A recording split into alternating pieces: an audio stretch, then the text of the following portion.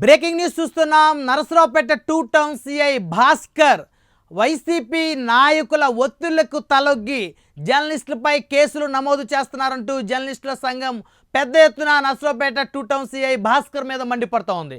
అయితే పల్నాడు జిల్లాలో జరిగినటువంటి అల్లర్లు, ప్రత్యేకించి నరసరావుపేట పట్టణంలో అటు తెలుగుదేశం వైసీపీ రెండు పార్టీల మధ్య జరిగిన అల్లర్లకు సంబంధించినటువంటి కేసులో సీనియర్ జర్నలిస్టుగా ఉన్నటువంటి పగడాల రమేష్పై ఉద్దేశపూర్వకంగా వైఎస్ఆర్ కాంగ్రెస్ పార్టీ నేతలు చేసిన ఫిర్యాదుని ఆధారంగా చేసుకొని ఎలాంటి విచారణ జరపకుండా నరసరావుపేట 2 టౌన్ సిఐ భాస్కర్ పగడాల రమేష్పై ఎఫ్ఐఆర్ నమోదు చేయడంపై జర్నలిస్ట్ సంఘాలు పెద్ద ఎత్తున మండిపడుతూ ఉన్నాయి. అయితే ఇప్పటికే వారు గవర్నర్తో పాటు రాష్ట్ర డీజీపీకి, అదేవిధంగా ప్రెస్ కౌన్సిల్ ఆఫ్ ఇండియాకి ఫిర్యాదు కూడా చేసినటువంటి పరిస్థితి ఉంది.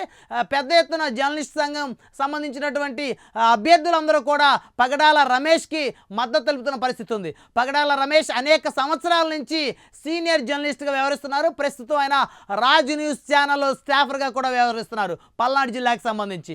పగడాల రమేష్ మొదటి నుంచి కూడా మంచి జర్నలిస్ట్గా గుర్తింపు పొందినటువంటి వ్యక్తిగా ఉన్నారు. అదేవిధంగా పల్నాడు జిల్లాలో చురుకైనటువంటి జర్నలిస్ట్గా పగడాల రమేష్ పేరు తెచ్చుకున్నారు.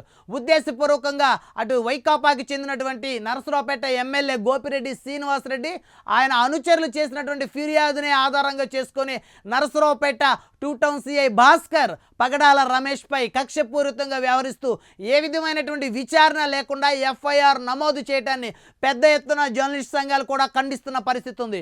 మొత్తాన్ని కనుక చూస్తే రాష్ట్ర డీజీపీకి, అదేవిధంగా గవర్నర్తో పాటు ప్రెస్ కౌన్సిల్ ఆఫ్ ఇండియాకు కూడా పెద్ద ఎత్తున ఫిర్యాదులు అయితే వెలువెత్తుతున్న పరిస్థితి ఉంది. మరి 2 టౌన్ సిఐ భాస్కర్ను సస్పెండ్ చేయాలంటూ జర్నలిస్ట్ అసోసియేషన్ సంఘం పెద్ద ఎత్తున నినాదిస్తున్న పరిస్థితి అయితే నరసరావుపేట పట్టణంలో కనపడతా ఉంది. రాజ్ న్యూస్లో పనిచేస్తున్నటువంటి సీనియర్ జర్నలిస్ట్ పగడాల రమేష్ను పోలీసులు వేధిస్తున్నట్టు సమాచారం వచ్చింది.